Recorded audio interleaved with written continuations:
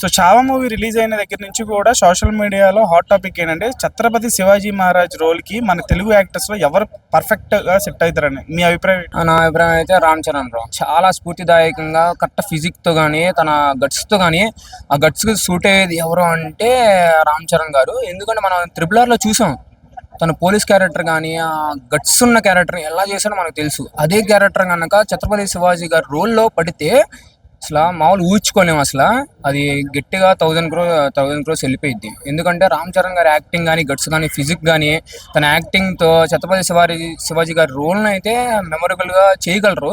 నాకైతే గట్టి నమ్మకం ఉంది బ్రో.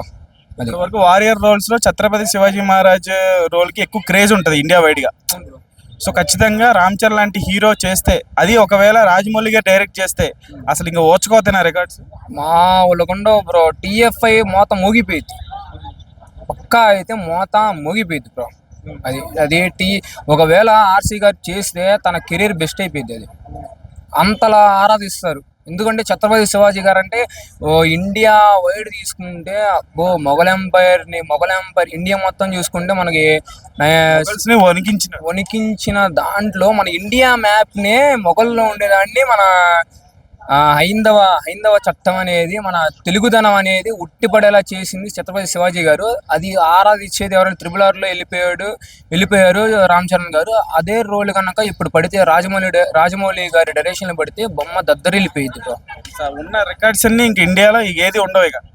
అంతే బ్రో, పక్కా అయితే అది మొత్తం. ఎందుకంటే మన తెలుగోడు చేస్తున్నాడు కాబట్టి పక్క పీక్స్ అది అంతా అయిపోయింది.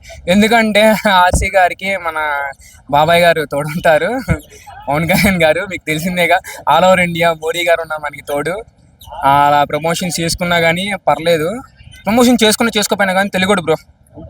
ఆయన జీవితంలో ఈ ఛత్రపతి శివాజీ మహారాజ్ రోల్ ఒకవేళ చేస్తే ఇంక చరిత్రలో నిలిచిపోయింది దానికి. ఆయన మగధీర మించిన తర్వాత ఇదే అయిపోయింది రోల్ చేస్తే కనుక.